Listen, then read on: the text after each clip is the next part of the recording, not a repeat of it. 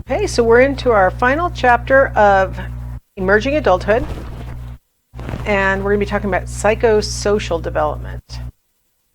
Okay, so normally in my face-to-face classes, I like to have students go through and agree or disagree with whether this is the appropriate age range for this activity or event to occur. So for example, the social clock suggests that men should probably get married between 20 and 25. And I ask my students, do you think that's an appropriate age or not? So as we go through it, we see women, the social clock says maybe we should be getting married at 24 as women. Becoming a grandparent between 45 and 50. Finish school and start working 20 to 22 years old. Retire at 60 to 65. That women have their heaviest responsibilities between 25 and 40.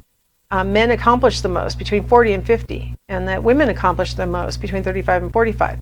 And I ask my students, do you agree or disagree with these timings? And most of us disagree with some or all of these.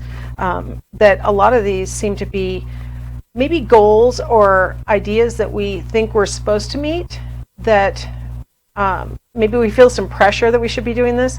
I was kind of surprised when I was talking to my daughter's peer group, all of them college educated from Foster School of Business at the University of Washington, like these career-minded women who were, on average 22 when they were graduating from college, and they were talking to each other about their basically their mental social clocks about where they thought they'd be at what time in their lives. And it was kind of interesting listening to them because they, on the one hand, wanted to be a lot of them were accounting majors, and they wanted to be working for one of the big four accounting firms and work their way up, and yet also simultaneously wanted to meet the social clock demand of getting married at a reasonably young age and having kids. And it was like, okay, it's kind of interesting how these things can't all be happening. They can't, because while you're climbing the ladder, you're probably not doing the other things. Yet we have in our minds that we're supposed to be doing certain things. And even though these are career-minded women, they still wanted these social goals to be met also. It's a challenging thing that we sort of have this mindset that certain things should happen at certain times, but then on the other hand we have this overlay of, well, you need to accomplish these other things before you can do the other things, and kind of challenging. And it's the challenge of emerging adulthood. What are my priorities? What am I going to put my energy into? According to Erickson, this is the stage of life when our identity should be falling into place. Right now, we start in adolescence, the striving for identity, but he says we can be striving for it through our 20s. And so probably Erickson would agree that most of us between 18 and 25 are achieving our identity during this period. So let's talk a little bit about the factors, the components of our identity that are going to be achieved. One is our ethnic identity. As we try and figure out, where do I fit in, what group do I belong to, is my group valued or not? Things like that. If you talk to people who are multi-ethnic, they'll oftentimes report that they really kind of struggled with this issue, trying to figure out, okay, which ethnicity do I identify with more? Which ethnicity do other people seem to think I belong to more? A lot of times how you look will be the thing that makes everybody else react to you based on one ethnicity, and they will be unaware of your other part, these kinds of things. So these are things that a lot of times during emerging adulthood, people are trying to figure out, like, where do I fit in? Who do I identify with? Maybe sometimes they'll be exploring a side of their family that the rest of the family hadn't been that interested in, and so they're like, well, wait a minute, what about our other part of our heritage? Shouldn't we explore that? And they'll get really passionate about that. During this period of time, they might take on a second language that is representative of their ancestry. Things like that, because a lot of times people start to get really interested in who they are, and part of who they are is their ethnicity. Of course, vocational identity is really important also, right? We have to try and figure out how to find a job, what kind of job we want. It's such a struggle. Some of us don't struggle with it as much. I decided on my major when I was a senior in high school. I never changed my major. I went through a bachelor's degree, I went to a different school and got a master's degree, and then went to another school and got a PhD, all in the same major. Never questioned my major, never had a problem with it, never thought anything about it. I have picked my major, and probably my senior year in college is when I decided what I wanted to do for a living, and I never wavered. I just did that. it was different from what my parents wanted me to do. So maybe that was part of why once I decided, I was willing to stick with it. I wasn't foreclosed. It wasn't decided for me. It was actually a little bit of a rebellion to pick my own major. But it was, once I decided, I knew. I look at people like my son, who he knows what he likes to do, but can't quite figure out what it takes to get himself into a job that would let him do that. So you struggle with that. These are like, what am I supposed to, my daughter said to me, I don't want to do something that I love for work, because I want that to be my hobby and I can have fun doing it. I want to do work for work and love for hobby. And I thought, well, that's an interesting approach that I never thought of. I get to do what I love for work. And so it's kind of interesting. People have different perspectives. And you know, my son's 22 and he's struggling right now with, does he need more education, or should he have more work experience to get where he wants to go in his field? And when I ask him, okay, so cast yourself forward 10 years, what do you see yourself doing? He literally can't imagine. He's still just really struggling with that. I think he's in a moratorium. I don't think he's really struggling. He struggles whenever he has to answer my questions, but I don't think he's really actively struggling with it right now. I think he's a little bit moratorium. One of the things that's nice about college, or that's nice about the military, is it gives you this opportunity to just sort of take a breather. You have something that you're doing and that everybody thinks is a fine thing to be doing, right? You know, I'm in college. Nobody's going to criticize you for being in college. You know, I joined the military. Terrific. That's great. Thank you for your service, right? And it gives you an opportunity to sort of maybe hope for inspiration. One of the things I always encourage students to do, if you're not sure what you want to major in, make sure first thing you do is start fulfilling those general education requirements. Because just by taking, you know, we force you to take all these different kinds of classes, hoping that, you know, you'll be a more well-rounded individual in the long run. But it also can show you what's out there and what maybe you could major in and enjoy while you take that course. It's really common during, you know, emerging adulthood to take temporary jobs, you know, summer jobs, or, you know, my son is a wrestling referee in the winter times. I mean, a nice temporary job, or it might even be a permanent job. You may take on a job that earns you enough money so that you can meet your obligations, maybe have a little independence, but you know this is not your career. This is not what you're doing for the rest of your life. I worked my way through college as a waitress, and you know, one of the things that makes it possible to work your way through college as a waitress is knowing that this is not my final career, right? This is not what I'm going to be doing for the rest of my life. I really liked waitressing, by the way. I thought that was a pretty cool job. If I had to, I could always fall back on my waitressing skills, although I don't think my left arm's as strong as it was back then. One of the implications of young adults taking, you know, this temporary attitude towards their employment is a lot of times they're a lot less loyal to their employer. And so they think if they're dissatisfied, they'll just go find something else. I'll just go somewhere else. Which can contribute to higher unemployment rates among emerging adults, because if they quit a job without having lined up another job, they may be looking for a while. And also, if you have a checkered history of having moved from job to job to job to job, it may be the case that a new employer might see that as a red flag. So lower levels of loyalty might contribute to lower, you know, less stable employment among emerging adults. It might cause them also to take sick days when they aren't really sick, but they feel like, well, I'm entitled to these sick days, and I may not be working here long enough to actually ever get sick while I'm here, so I might as well take it. Things like that. So we see that young adults are definitely struggling with their vocational identity. Another thing that they might be simultaneously struggling with is forming intimacy versus ending up in isolation. Erickson, if you recall, says that we need to solve these stages in order. And so we should have our identity fully formed before we turn our attention to intimacy and trying to find a close relationship so that we can develop the virtue of love. He says the pathology, by the way, associated with the intimacy side, if you resolve it on isolation, is that we could get exclusivity, where we feel like our friends should only have us as their friend, or our love object, should not have any other relationships. I'm not talking about love relationships. I'm talking about any other relationships.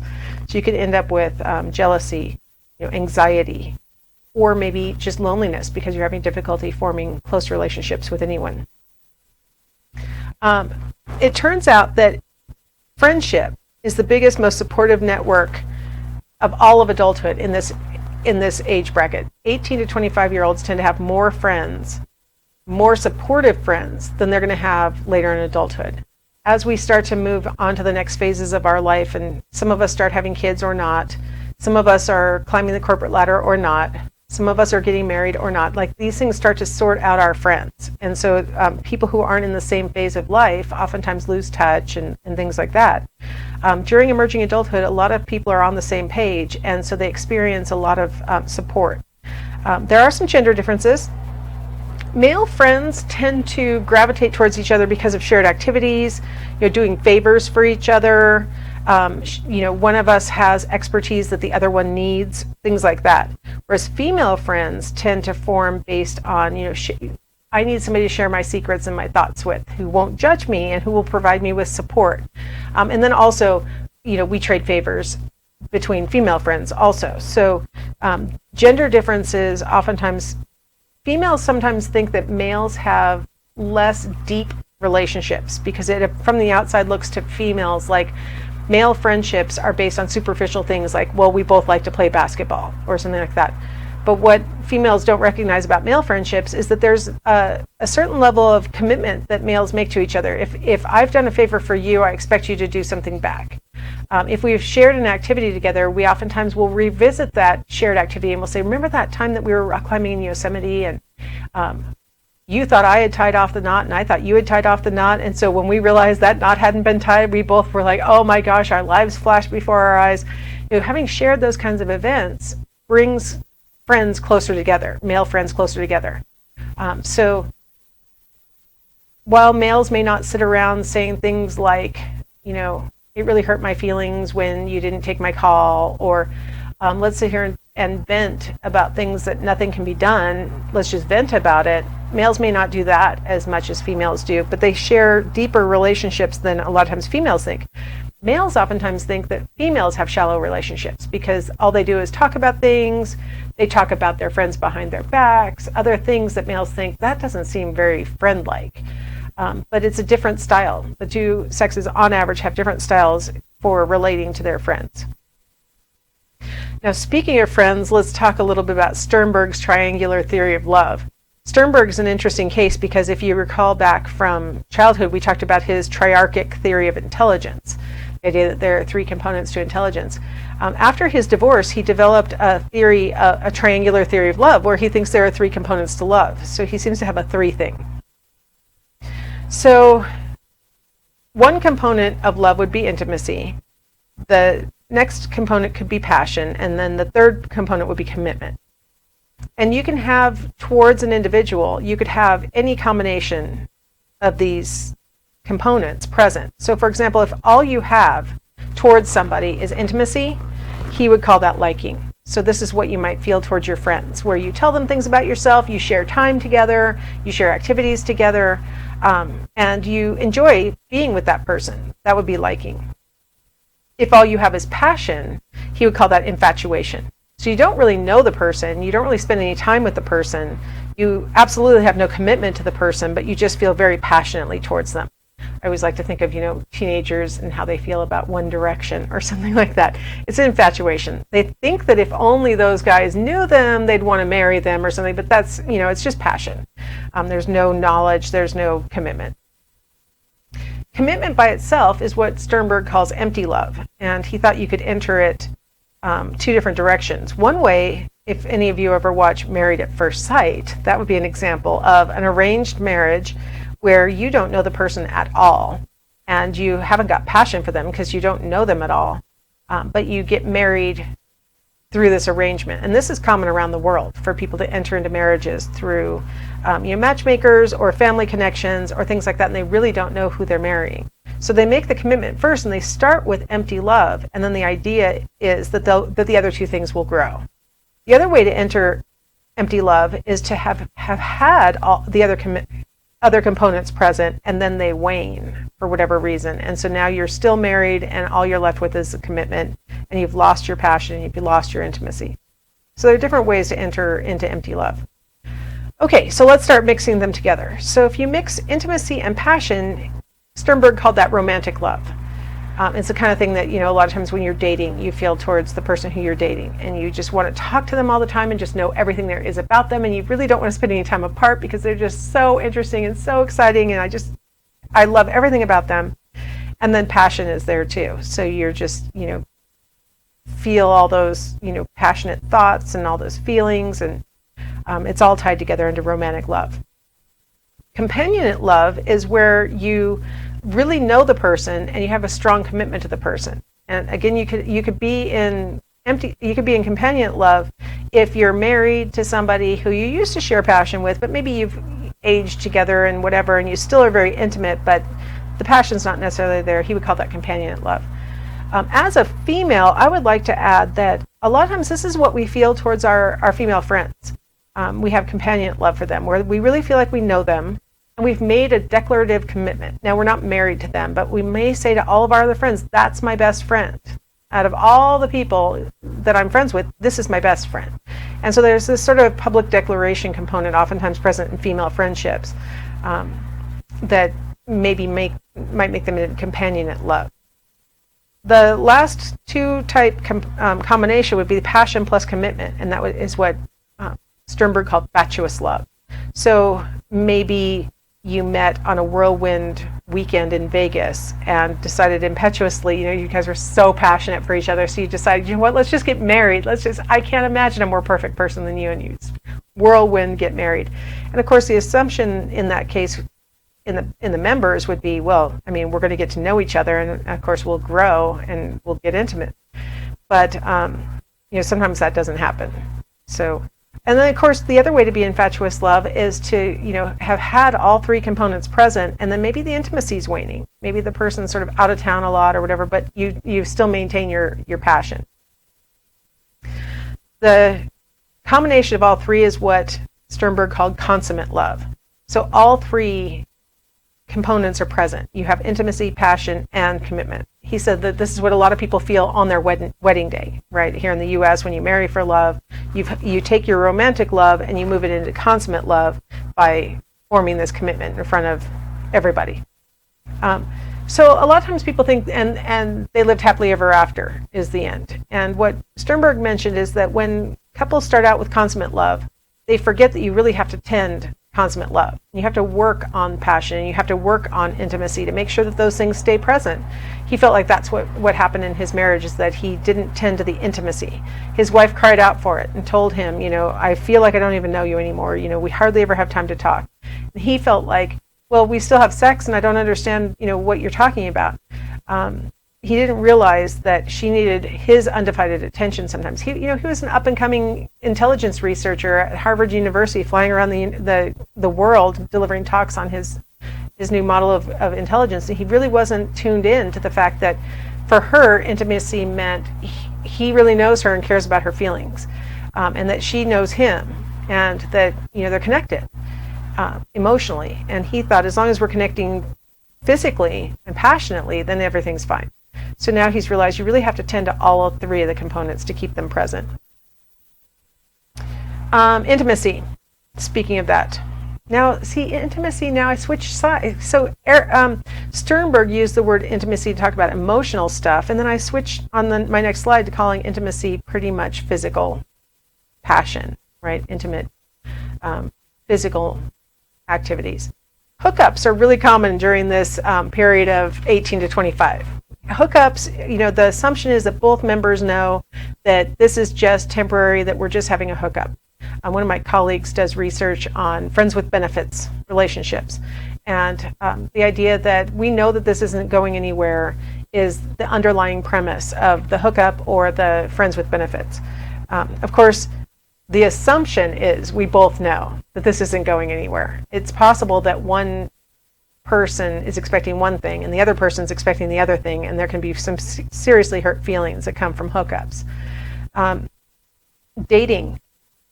a lot of 18 to 25-year-olds don't know what that word means because people don't really date like previous generations dated. A lot of times 18 to 25-year-olds will call it, well, we just get together for Netflix and chill. And of course, that's a euphemism for having sex, right? I mean, it's like the formality of, getting dressed up and going to a public place where you then, spend time together is kind of a teeny tiny bit antiquated. People tend to move in groups now or have a lot of their intimate contact with each other via face chat and other kinds of things, right? So dating is sort of losing its traction in the young adult era. But meanwhile, cohabitation has really increased over the past several decades. In fact, if we look at the track record in the 1960s, this is the number of unmarried partners in male-female relationships per, these numbers are based on millions. So, for example, in 1960, in the entire U.S., there were 439,000 households where the couple is cohabiting. By 2012, it's 8.5 million. So the rates have really gone up, and it's become so common that it's like viewed as a stage in romantic development. So you go from kind of sort of dating, but just really sort of getting to know each other, to moving in and feeling like that's the next way to really get to know each other. Of the couples who cohabitate today, 70% report that they expect to marry their cohabiting partner. About 50% of those cohabitants will actually marry within the first 3 years. The remaining 50% have either broken up or are still cohabiting 3 years later. And so for a lot of couples who move in together reporting that they were planning on getting married, the fact that they're still cohabiting and haven't moved forward yet can be a source of frustration for one of the partners, usually, if not both. Speaking of which, marriage, 72% of first marriages last at least 20 years. I really like to drive that statistic home because a lot of us have heard the media depiction that 50% of all marriages fail. And that number is in fact correct, but listen to what the media says versus what I just said. 50% of all marriages fail versus 72% of first marriages last at least 20 years. When they report the 50% failure rate, what they're talking about is they take the number of people who got married this year and divide it by the number of people who got divorced this year. So roughly half as many divorces occur each year as the number of marriages. That's not comparing apples to apples. That's comparing people who got married this year to people who got divorced this year. So the data I'm reporting comes from the Census Bureau that follows people across time. And they find that if you're married at one census time, the probability is that you'll still be, if this is your first marriage for both partners, you'll still be married for 2 more censuses. For 20 more years, you'll still be married. So most marriages do last. Most first marriages do last.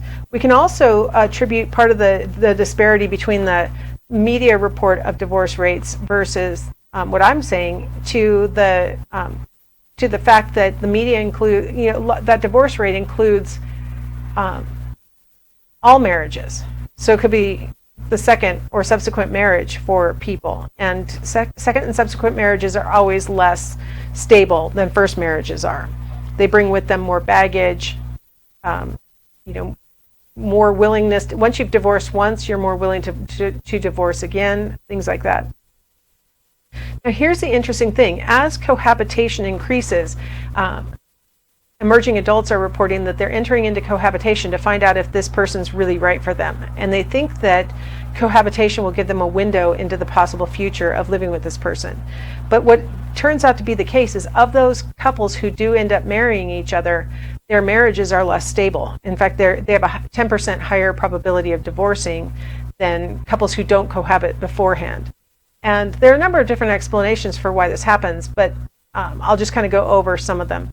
One of them is the idea that couples who cohabit tend to have more liberal views in general about divorce and about marriage. They don't take marriage as sacred of a commitment. They look at it as just a piece of paper. A lot of times couples who cohabit say, well, we don't need that piece of paper. And so they tend to have a more liberal view of marriage anyway.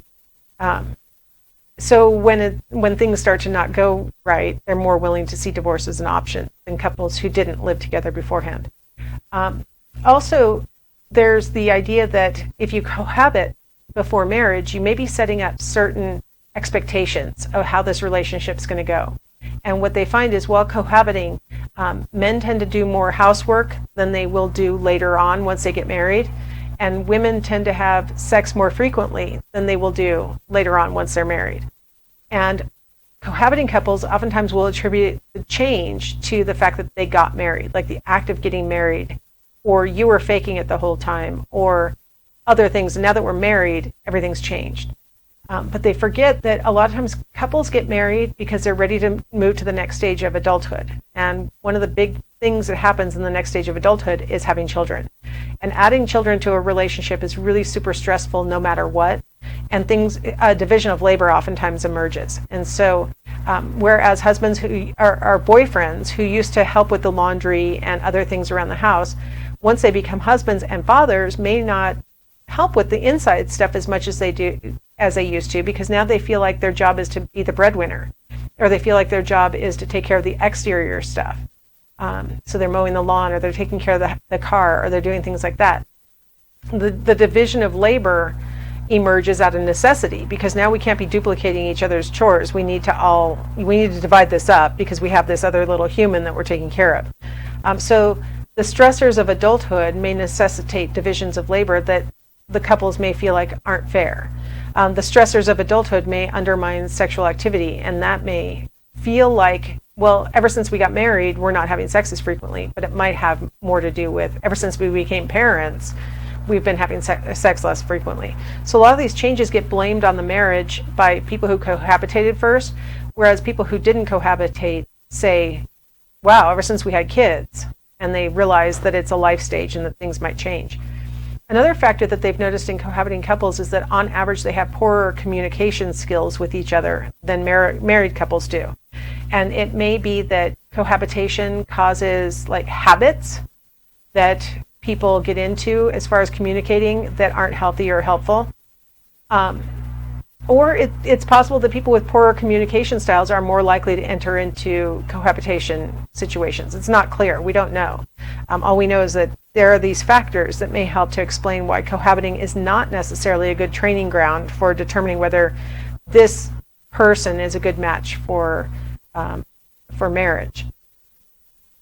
Couples who don't cohabitate first oftentimes discuss their values and their goals and things more explicitly than cohabiting couples do. Cohabiting couples sometimes get just sort of swept along step by step and find themselves now married with a couple of kids and thinking, how did I get here? This isn't how I want to live my life. And everybody can be swept up into situations like that, but it's more common among cohabiting couples.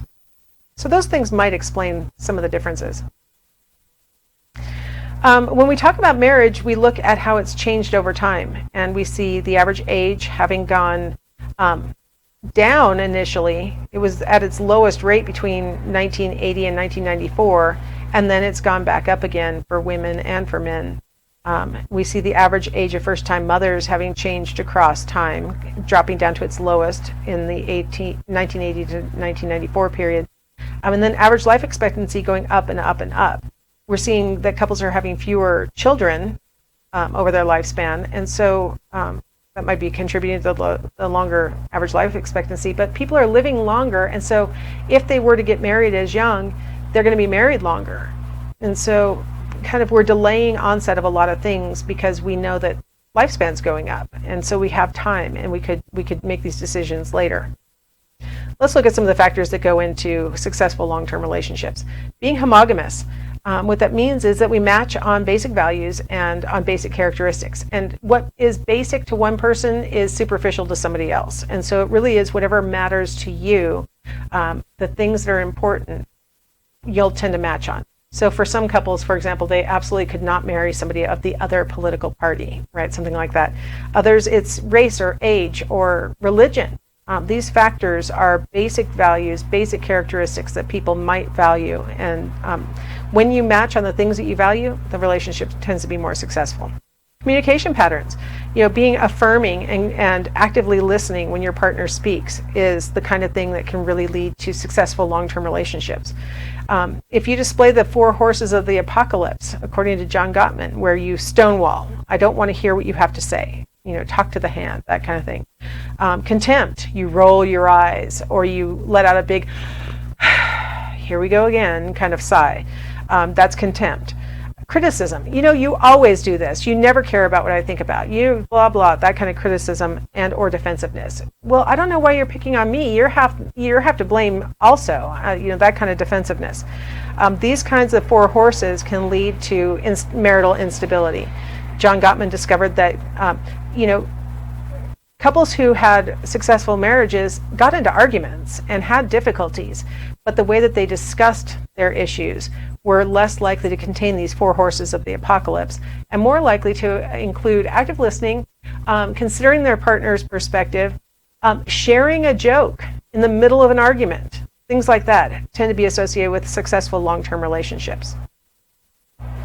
You can't see the women very well on the left, but what we see is that when you ask people who have been married for at least 15 years what is important in a marriage, men and women agree on a lot of the same values, maybe not exactly in the same order. For example, women placed an enduring marriage is important to social stability in the number 11 position, whereas men place that in the number 8 position. We laugh together. Women put that at 8 and men put that at 9. So you can kind of see a little bit of differences between the sexes as far as where they placed these different things. But number 1, they both agreed, my spouse is my best friend. And number 2, I like my spouse as a person. And some basic things. Number 3, they both agreed marriage is a long-term commitment. Having that viewpoint that I like this person, this person is a good person, and marriage is a long-term commitment, and so you're looking at it at the long run, makes it more likely that the marriage will last than if you really don't like the person that you're with and you see marriage as just a piece of paper. All right, now relationships with our parents change in emerging adulthood in certain ways. One way that it doesn't change is that most of us between 18 and 25 stay at least partially dependent on our parents. Not everybody. There are kids between 18 and 25, sorry, I said kids. There are young adults between 18 and 25 who are actually helping to support their parents during that period of time. So not everybody. But on average, 18 to 25-year-olds still rely on their parents for money and maybe still live at home while they go to school, or they come home to their parents' house every summer or whenever they're on leave from the military or whatever. They're oftentimes still very entangled with their parents financially. They lead what are called linked lives. Emerging adults tend to rely on their parents pretty heavily for advice, for guidance, financial support maybe, emotional support. My daughter's married. She's expecting my first grandchild next month, and we still lead very linked lives where, I help to support her and, help her to do home improvements on her house and just little things, attend doctor's appointments for the prenatal care because, she's a young adult, she's married, her husband's got to be at work when the appointments happen. She doesn't really want to go by herself and possibly find out something that might not be happy. So she wants me there in case something happens. That's really very typical of us as emerging adults. We want the support of our parents. I asked my students in class who here has gotten into an accident when they were between 18 and 25 years old, car accident. And, the few who raise their hands, I ask, when the accident occurred, who was the first phone call that you made? And almost all of them said one of their parents. I had one guy who, in my entire time of asking that question, who has said the insurance company. Everybody else says I called my mom or I called my dad. And that's really typical that when we're emerging adults, we have responsibility, we have the capability, but when stressors occur or something bad happens, a lot of times we go, I need support from my elders. And that's really important for all of us who are older to remember that the young adults in our lives need support emotionally, physically, maybe financially, as they're finding their way and trying to figure out how to move into full adulthood. All right, well, that concludes our psychosocial development. Next time I see you guys, it'll be for full adulthood.